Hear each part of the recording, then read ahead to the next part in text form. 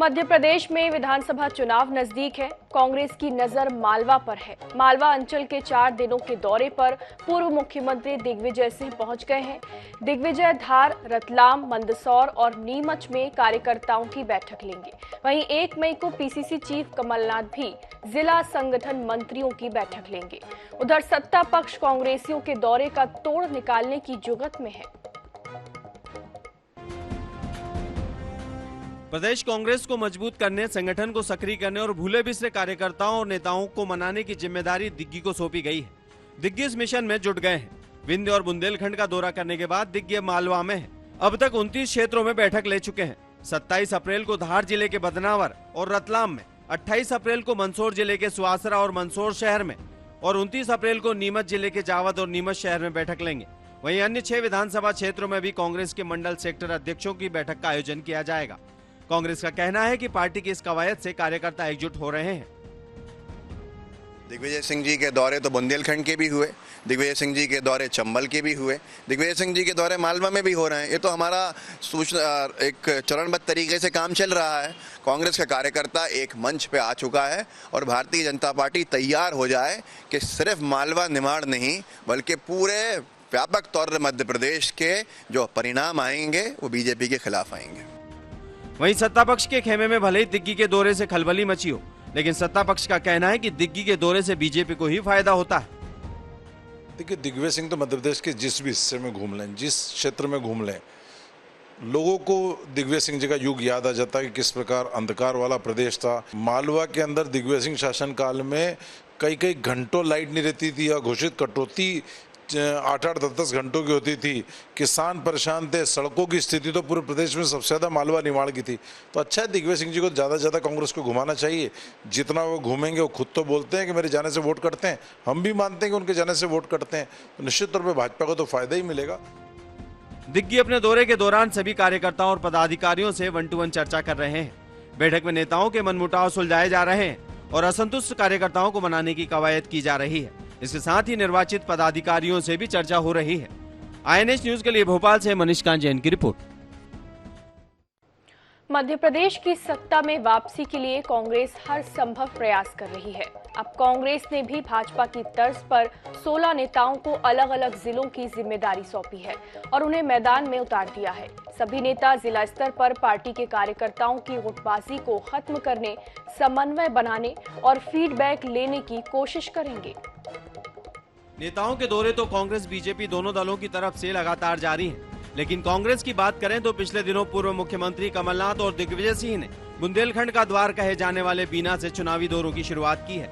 दोनों नेताओं ने कांग्रेस के मंडलम और सेक्टर प्रभारियों की बैठक ली। बुंदेलखंड में कुल 26 विधानसभा सीटें। 2018 में भाजपा को 14, कांग्रेस को मिली 10 सीटें। बसपा और सपा ने जीती थी 1-1 सीट। सागर की रहली सीट बनी भाजपा का गढ़। गोपाल भार्गव लगातार 8 बार से विधायक। दमोह जिले की हटा पर 1998 से बीजेपी का कब्जा। बुंदेलखंड की 4 लोकसभा सीटें भी बीजेपी के पास। सागर जिले की 8 सीटों में से 2 सीटें कांग्रेस के पास। दमोह की 4 विधानसभा सीटों में से 1 सीट कांग्रेस के पास। छतरपुर की 6 विधानसभा सीट में से 3 सीटें कांग्रेस के पास। टीकमगढ़, निवाड़ी में एक भी सीट कांग्रेस के पास नहीं। पन्ना की 3 सीटों में से 1 सीट कांग्रेस के पास। दिग्विजय सिंह और कमलनाथ कर रहे हैं बुंदेलखंड पर फोकस। नई रणनीति के साथ 2023 के रण में उतरने की तैयारी में कांग्रेस की रणनीति को लेकर सागर के बीजेपी अध्यक्ष गौरव सिरोठिया का कहना है कि दिग्विजय सिंह जितना घूमेंगे उतना ही बीजेपी को लाभ होगा। वहीं कांग्रेस प्रवक्ता संदीप सबलोक का कहना है कि पार्टी एकजुट होकर बुंदेलखंड फतह करने की रणनीति पर काम कर रही है। कांग्रेस का सवाल है तो कांग्रेस में जब अभी तक ना कोई नेता है, ना कोई नियत है, ना कोई नीति है, तो अभी तो वो आपस में लड़ेंगे और लड़के जब वो खुद की बनी बनाई सरकार नहीं बचा सकी तो बाकी वो सरकार बनाने के सपने तो देखते ही रहेंगे। मध्य प्रदेश में जितना दिग्विजय सिंह घूमेंगे उतना मध्य प्रदेश की भारतीय जनता पार्टी को लाभ होगा।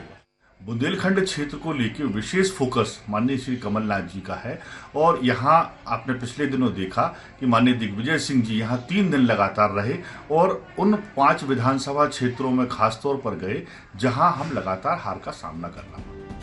कांग्रेस ने इस बार चुनाव जीतने के लिए अपनी रणनीति में बदलाव किया है। इसके तहत इस बार बूथ जिताने के लिए पूर्व मंत्रियों, पूर्व सांसदों और विधायकों तक को जिम्मेदारी सौंपी है। मतलब साफ है कि बुंदेलखंड को लेकर कांग्रेस का विशेष फोकस है। सागर से पंकज प्रजापति की रिपोर्ट।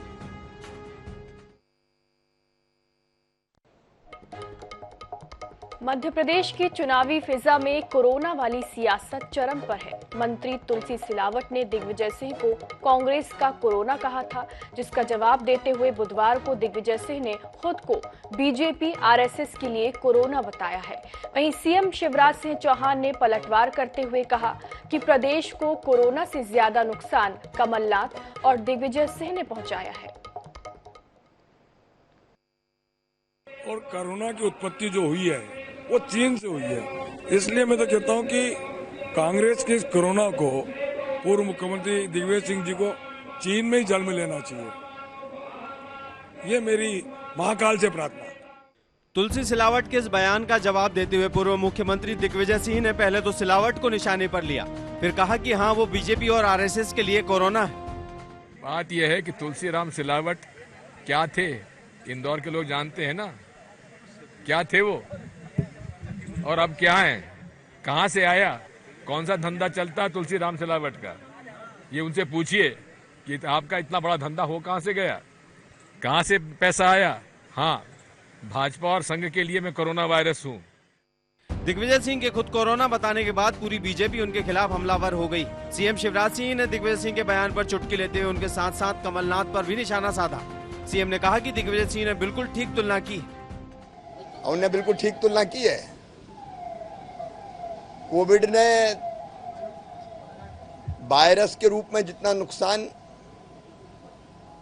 पहुंचाया था, उससे कई गुना ज्यादा नुकसान मध्य प्रदेश को श्रीमान दिग्विजय सिंह ने और कमलनाथ जी ने पहुंचाया है।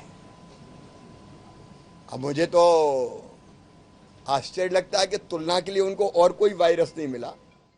दरअसल ये पूरा मामला दिग्विजय सिंह की उज्जैन यात्रा से शुरू हुआ था। उज्जैन में दिग्विजय सिंह ने केंद्रीय मंत्री ज्योतिरादित्य सिंधिया को लेकर कहा था कि हे महाकाल, कांग्रेस में दूसरा सिंधिया पैदा न हो। इसी के बाद से सिंधिया समर्थक मंत्रियों और बीजेपी नेताओं ने दिग्विजय सिंह पर जुबानी हमले किए थे। अब दिग्विजय सिंह के खुद को कोरोना बताने के बाद फिर से सियासी पारा चढ़ता नजर आ रहा है।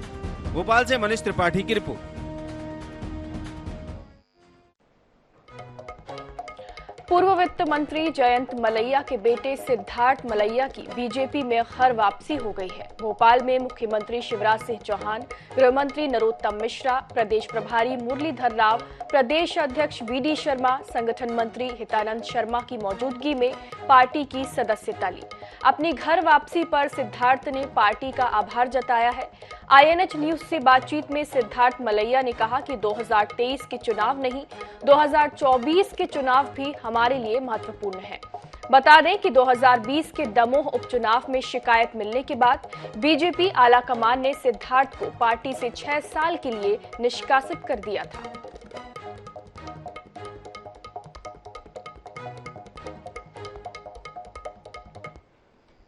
एक अपना कनेक्ट रहा है और अब ऐसे में एक बार फिर जो है वापस संगठन से, बीजेपी से आप जुड़े हैं।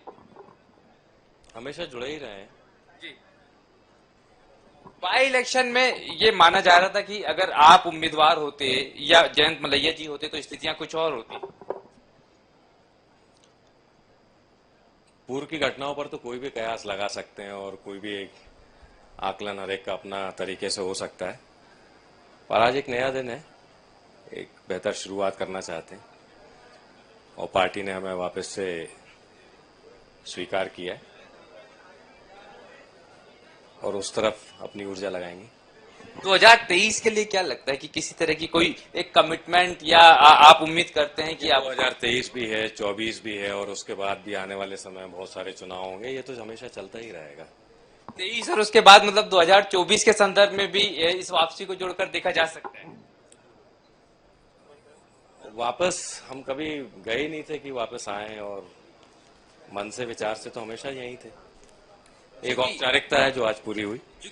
आपका भी बहुत बहुत धन्यवाद। एक आखिरी सवाल है, बुंदेलखंड जो है की स्थितियां जिस तरह की है उसमें बीजेपी के लिए किस तरह की उम्मीद कर रहे हैं? बुंदेलखंड ही क्यों, पूरे मध्य प्रदेश में बेहतर स्थितियां हैं, अच्छा काम किया है, उसको ही लेके जनता के बीच में जा रहे हैं, बेहतर परिणाम आएंगे। और निश्चित रूप से कहीं ना कहीं ये बताती है कि किस तरह की ये पूरी परिस्थितियां थी। इन्होंने बता दिया है कि वो पार्टी में वापस आ गए और उनका ये भी कहना है कि वो कभी भारतीय जनता पार्टी से बाहर गए ही नहीं थे।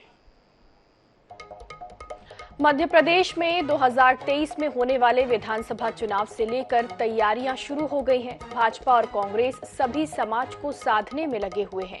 रायसेन जिले के सुल्तानगंज में यादव समाज का एक बड़ा शक्ति प्रदर्शन देखने को मिला, जिसमें पीएचई राज्य मंत्री ब्रजेंद्र सिंह यादव, पूर्व मंत्री व कांग्रेस विधायक सचिन यादव, पूर्व सांसद मंत्री लक्ष्मी नारायण यादव, उत्तर प्रदेश के सपा विधायक सचिन यादव, सिवनी मालवा से वरिष्ठ भाजपा नेता योगेंद्र सिंह मंडलोई, मनोज यादव सहित यादव समाज के लोग बड़ी संख्या में शामिल हुए। कार्यक्रम का आयोजन नई गढ़िया राजघराने के राजा दिग्विजय सिंह यादव द्वारा किया गया। कार्यक्रम में पहुंचे पीएचई राज्य मंत्री ब्रजेंद्र सिंह यादव और पूर्व कैबिनेट मंत्री कांग्रेस विधायक सचिन यादव से बातचीत की हमारे रायसेन संवाददाता दिनेश यादव ने। रायसेन जिले के सिलवानी विधानसभा क्षेत्र के सुल्तानगंज में यादव समाज का एक बड़ा कार्यक्रम आयोजित हुआ है, जिसमें सभी संगठन, सभी राजनीतिक लोग यहां पर अपने समाज के नेतृत्व के लिए पहुंचे हैं। हमारे मुझे बातचीत करने के लिए प्रदेश सरकार के मंत्री ब्रजेंद्र सिंह यादव जी जो भी यहाँ पर इस कार्यक्रम में पहुंचे, यादव समाज के कार्यक्रम में क्या कहना है आपका?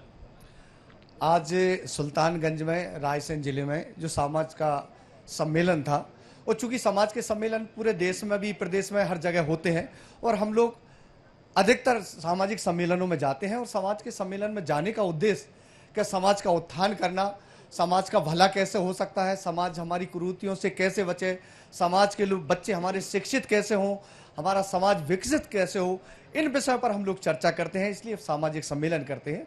तो आज उसी क्रम में आज इस समाज सम्मेलन में हम लोग आए थे। यहाँ पर इसी साल 2023 में विधानसभा चुनाव होने हैं, कोई समाज की ओर से संदेश दिया जा रहा है क्या? देखो, चुनाव अपनी जगह है, राजनीति अपनी जगह है। ये जो मंच है ये केवल सामाजिक मंच है और इस पर हम कोई राजनीतिक बात नहीं करना चाहते, क्योंकि जहां भी सामाजिक मंच होता है वहां पर सभी राजनीति के लोग रहते हैं, तो वहां पर मैं नहीं समझता, और मैं तो हमेशा लोगों से कहता हूं कि समाज का मंच है तो सामाजिक बात करो, और राजनीतिक मंच पर तो राजनीतिक बातें होती हैं, तो अपने अपने राजनीतिक मंच पर बात करेंगे राजनीति की। जिस हिसाब से बात किया स्पष्ट रूप से यहाँ पर यादव समाज की जो संख्या है प्रदेश में काफी है, और यहाँ पर हम जो मांग की गई है स्पष्ट रूप से यादव समाज को लेकर कि टिकट की जो दावेदारी होती है, कई मांग होती है, लेकिन यहाँ पर कुछ टिकट यहाँ पर मिलते हैं। तो यादव समाज यहाँ पर अब जो है 23 विधानसभा चुनाव है, इस कार्यक्रम में भी संदेश दे दिया कहीं ना कहीं जो हमारी समाज के संगठन आपके जो है यादव समाज ज्यादा है, तो क्या यहाँ पर टिकट मांगी? देखिए, हर समाज का एक अधिकार होता है, और अगर उसकी बहुलता है उस क्षेत्र में और वहाँ पर अगर नेतृत्व क्षमता है लोगों में, तो निश्चित रूप से कोई भी राजनीतिक दल हो वो उन नामों पे, उन लोगों पे, उन नेताओं पर विचार विमर्श होना चाहिए, और अगर वो क्षेत्र का और समाज का नेतृत्व करने का काम कर सकते हैं तो उनको निश्चित रूप से बढ़ावा देने का काम किया जाना चाहिए। जिस हिसाब से बात किया है, स्वर्गीय आपके पिताजी सुभाष यादव जी रहे हैं, यहाँ के उप मुख्यमंत्री रहे हैं, बात किया तो आपके बड़े भाई अरुण यादव जी और आप खुद सचिन यादव जी जिस तरीके से खरगोन जिले के कसरावद विधानसभा से विधायक हैं, तो यहाँ पर स्पष्ट रूप से आप यादव जो है कहीं ना कहीं जागरूक हो रहे हैं। देखिए, निश्चित रूप से अगर हम मध्य प्रदेश की बात करें तो बड़ी संख्या में हमारा जो यादव समाज है, वो यादव समाज पूरे मध्य प्रदेश में एक निर्णायक भूमिका में हर विधानसभा में है, और निश्चित रूप से हम लोग भी चाहते हैं कि हमारे समाज जो है ना सिर्फ व्यावसायिक रूप से शिक्षा के क्षेत्र में, बल्कि राजनीतिक रूप से भी हमारा समाज के लोग आगे आएं, और ना सिर्फ यादव समाज का बल्कि सर्व समाज के लोगों का नेतृत्व करने की जो क्षमता उनमें है, वो क्षमता के आधार पर जो है सब लोगों का नेतृत्व करने का काम वो लोग करें। बिल्कुल, ये ब्रजेंद्र सिंह यादव जो प्रदेश सरकार के मंत्री और सचिन यादव जो पूर्व मंत्री यहाँ पर हैं, वो यहाँ पर आज यादव समाज के कार्यक्रम में पहुंचे। तो उनका सबसे कहना है जिस तरीके से ये कार्यक्रम था, समाज का कार्यक्रम था, और समाज को आगे आने के लिए यहाँ पर प्रेरित इस कार्यक्रम में किया गया है। कैमरामैन ब्रिजेश के साथ दिनेश यादव, आई न्यूज के लिए। आर्म रेसलिंग के क्षेत्र में भी अब ग्वालियर के खिलाड़ी विदेशों में भी अपने जौहर दिखाएंगे, और यही वजह है कि भारत में आर्म रेसलिंग के क्षेत्र में तमाम उपलब्धियां और अवार्ड जीतने के बाद अब ग्वालियर के 3 खिलाड़ी अंतर्राष्ट्रीय स्तर की स्पर्धा में भाग लेने के लिए दुबई जा रहे हैं, जिनमें से 2 खिलाड़ी दिव्यांग हैं और उनके हौसले बहुत बुलंद हैं। खिलाड़ियों के गुरुवार को रवाना होने से पहले खिलाड़ियों के सम्मान में समर्थकों और खिलाड़ियों ने शहर में एक रैली निकाली। बता दें कि दुबई में 28 अप्रैल से 4 मई तक एशियन आर्म रेसलिंग प्रतियोगिता का आयोजन किया जा रहा है।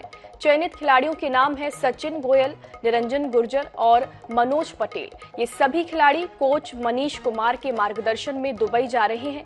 खिलाड़ियों के सम्मान में निकाली गई रैली के दौरान उनसे खास बातचीत की हमारे ग्वालियर संवाददाता जावेद खान ने।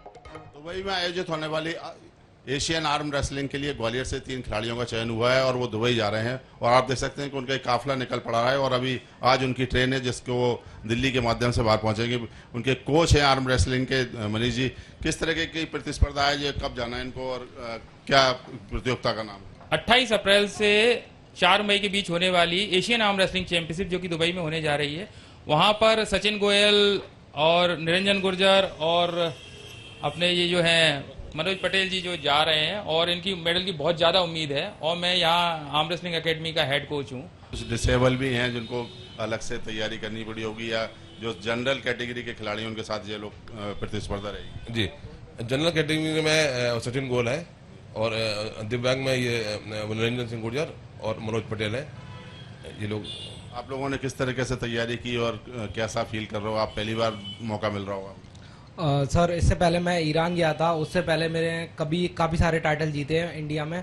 मिस्टर इंडिया का खिताब जीता है, 2 टाइम्स मिस्टर एमपी का खिताब जीता है और अभी इसके पहले मैं ईरान गया था, ईरान में मेरी 6th रैंक थी। अभी मैं दुबई जा रहा हूँ एशिया चैंपियनशिप के में खेलने के लिए। इसके बाद मैं वर्ल्ड चैंपियनशिप में जाऊँगा पार्टिसिपेट करने। क्या किस तरह का अनुभव है आपका? जी, मैं पहले रोमानिया गया हूँ, मैं 9th रैंक रही है वहाँ पर। अभी फुल तैयारी है कि गोल्ड मेडल लेके आऊँ दुबई से। तो जी और भी खिलाड़ी मेरे साथ यहाँ मौजूद हैं, जानने की कोशिश करेंगे। आप जा रहे हो, कितना उत्साह है और क्या उम्मीदें हैं? बहुत ज़्यादा उत्साह है और गुरु की बहुत ज़्यादा कृपा है मेरे पास। और जो ऐसा मैं एक साथ जी बिल्कुल लाऊंगा, सर को भरोसा दिलाऊंगा और मेरे घर का बहुत सपोर्ट है मेरे ऊपर। मेरे 4 तारीख को वापसी है, 4 मई। तो ये आर्म रेसलिंग के खिलाड़ी हैं और इनका उत्साह देखने को मिलता है और जोश और जुनून के साथ वो ग्वालियर से रवाना हो रहे हैं और जो चैंपियनशिप में भाग लेने के लिए दुबई जा रहे हैं और उम्मीद जताई जा रही है कि वो गोल्ड मेडल लेकर भारत के लिए झोली में डालेंगे और एक ग्वालियर का और भारत का नाम रोशन करेंगे। कैमरामैन अजय उपाध्याय के साथ जावेद खान, INS न्यूज ग्वालियर। दतिया की तहसील इंदरगढ़ के सामुदायिक स्वास्थ्य केंद्र में डॉक्टरों और एम्बुलेंस स्टाफ की बड़ी लापरवाही सामने आई है। लापरवाही के चलते एक 6 माह के मासूम की जान चली जाने के आरोप लगाए गए हैं। दरअसल ग्राम बडेरी निवासी महिला रेणु जाटव अपने 6 माह के बच्चे का इलाज कराने गुरुवार सुबह तकरीबन 10 बजे इंदरगढ़ के सामुदायिक स्वास्थ्य केंद्र में पहुंची थी। डॉक्टरों ने बच्चे का चेकअप कर उसे जिला चिकित्सालय दतिया के लिए रेफर कर दिया, लेकिन 3 घंटे बाद एम्बुलेंस इंदरगढ़ स्वास्थ्य केंद्र पहुंची। इस दौरान बीमार बच्चा अस्पताल के बाहर तड़पता रहा और अंततः उस बच्चे की अस्पताल में ही मौत हो गई।